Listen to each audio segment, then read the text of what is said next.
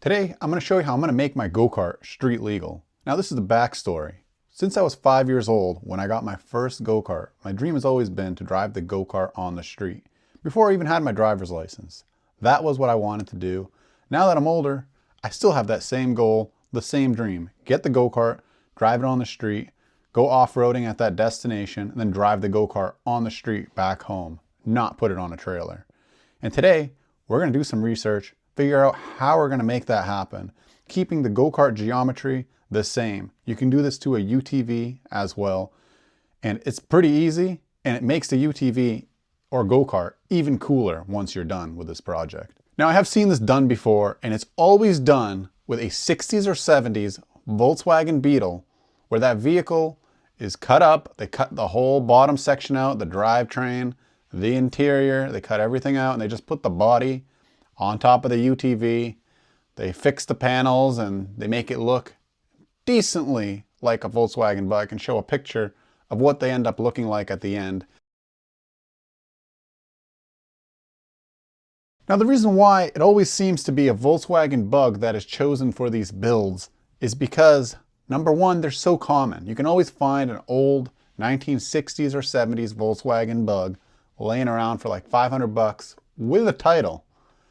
And reason number two, they're built in the 60s and 70s, and when you go to do a state inspection, they can only look for things that were required the year the car was built. So if it's a 1960s Volkswagen bug, they can't go checking for emissions because the car was built prior to emissions being required, depending on which state you live in. I know Massachusetts is like that. California, I have no idea. I heard they always check emissions. So I'm just talking about Massachusetts. They only can check what is required the year the vehicle is built. For example, if they require a reverse camera to work in like 2018, they can't expect you to have a reverse camera in the 1960s because they didn't even exist at the time. So another reason why the Volkswagen bug is also chosen for these builds is they are unibodies. And with a unibody, that means the body of the vehicle is part of the chassis, which makes the body and the chassis the same thing as long as you use the body, the whole entire body. You can't just take a door off, take the back panel off, and put that on your UTV and expect that to be legal. That's not how it works, even if those have VIN numbers on them. You have to use the entire body because the body is the structure in a Volkswagen Beetle because it's a unibody.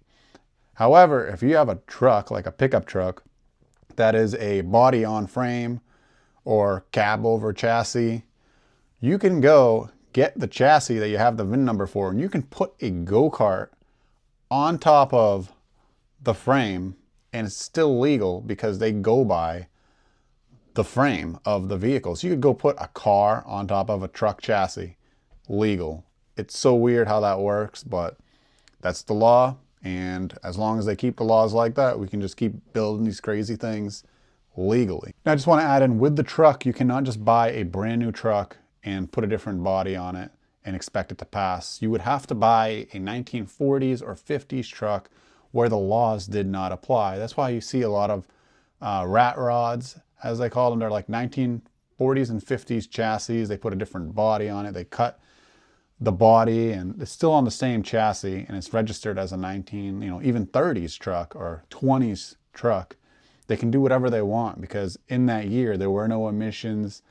There were no laws basically on what you can or can't do with your vehicle, and the year the vehicle came out is the year that the laws apply for. So for example, if emissions were not required in the 20s, in the 1920s, you can't just expect someone to have emissions on their 1920s vehicle. If seat belts were not around in the 1920s, you are not required to have seat belts on your 1920s vehicle as long as it was not equipped with seat belts back in the day. That's why a brand new car, if you have an airbag light on, you're going to fail inspection. Old cars didn't even have airbags. It's all about the year it came out. So just keep that in mind with whatever you decide to build. That's why it's always good to go with an older vehicle because the laws were not as strict. And that's why most builds are done with older chassis. Now I'm going to show you how to search and find a vehicle that will fit your UTV or go-kart chassis perfectly. Now for the first step of this process, you're going to get the wheelbase of your vehicle. So you're going to measure the center of the front wheel to the center of the back wheel. For my go-kart, it's 84.5 inches, which means that is my wheelbase. So from there, I'm just going to start searching a bunch of random cars. I'm going to start off with the Volkswagen Bug wheelbase because that's the first vehicle that I have started to talk about. So if you just type in the vehicle, make, model, and type in wheelbase at the end, it will give you the wheelbase of that vehicle.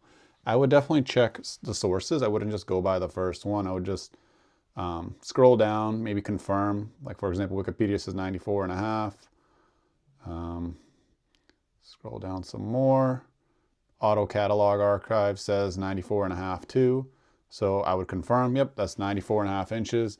And if that fits the spec you're looking for, you add that to your list. So after searching for a little bit, I found 5 or 6 cars that fit those requirements, and these are the vehicles I found. First, I'm going to start off with the Go-Kart. It's a Joyner Sand Viper. That is what I currently have. So that is 84.5 inch wheelbase. The Mini Cooper has pretty close to an 84.5 inch wheelbase. The next vehicle is a Yugo, which has a 84.5 inch wheelbase. The next vehicle is a Metropolitan, which also has an 84.5 inch wheelbase. And this is a Morris Minor, which also has a 84.5 inch wheelbase. After I find vehicles that fit the requirements of the wheelbase, which is 84.5 inches, meaning that whatever vehicle I buy, the go-kart wheels will line up perfectly where they're supposed to be in the wheel wells of whatever vehicle I choose. So it will look completely stock and not like one wheel is completely forward, one wheel is completely back, or they're too tight together in the wheel well. It will just look just the way it's supposed to. So after I do that, I'm going to go print a picture of the go-kart, and then I'm going to measure the wheelbase on the piece of paper, and then I'm going to start printing these pictures one at a time, making sure that I sized it perfectly. For example, if I measure the wheels from one wheel, from back wheel to front wheel is 9 inches, I'm going to print out all the rest of the pictures and make sure the distance from here, the wheelbase, is 9 inches on the paper. So what that does is it makes sure that all the vehicles are the same scale. So then when I start measuring, I know that if the wheelbase is the same between all the vehicles, let's just say all the vehicles have an 84 inch wheelbase, and on the paper the wheelbase is the same, let's just say it's 9 inches for example, then I know that the scale is correct. So when I measure from the top of the vehicle to the bottom, for example, if I measure from the floor of the joiner to the roof, I know that I have to find a vehicle that matches the floor to the roof, or else it's going to look weird. And also I want to measure from the tire to the start of the chassis, and then the tire to the start of the roll cage, I mean. So then you can go and size it up perfectly and find out which one of these bodies will go and cover the go-kart roll cage that you have. So you don't have to cut into the frame of the car or the go-kart. So after doing that, I was able to determine that the 1980s Yugo was the perfect vehicle because the wheelbase is 84.5 inches. The height is one of the highest vehicles, will fit perfectly. And then I found that the width is good as well. And then after you determine that, you measure the inside of your UTV or go-kart, and you determine, will the inside of the go-kart fit inside of the interior of this vehicle? Because you don't want to get a vehicle that is too narrow, so then you have to start altering the body. You don't want to do that. So you want to measure the interior of the donor to the interior of the go-kart and make sure there's a little bit of a gap. So then after you do that, you make sure the height lines up, the width lines up. You have to check the hangover. What I mean by the hangover is, for example, the front of the go-kart has no hangover because there is no body portion that goes beyond the wheel. So I can confirm that the Yugo will 100% work because it does have hangover. So the go-kart will, because the go-kart has no hangover, nothing needs to go into the Yugo's body. But then if you look at the back, the go-kart has a gas tank and a wing. The Yugo looks like it has just barely any hangover. So that means it will work. You obviously do the measurements. I already did the measurements. I know this will work. Then the last thing I'm going to do is I'm going to see if it's available and if it's affordable. For example, the Mini Cooper would work, but the Mini Cooper, people are asking around $5,000 to $10,000 to buy a beat up Mini Cooper, which I'm literally going to tear up anyway. So this made no financial sense. This car does not fit properly, but you can find them for $500, the Nash Metropolitan. This vehicle you can find for under $1,000, the Morris Minor. It would have worked, but it's extremely heavy, so you got to keep in mind weight.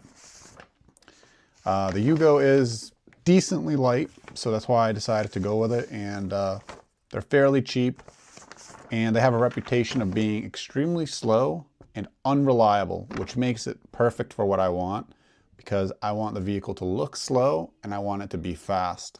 So it's officially a sleeper.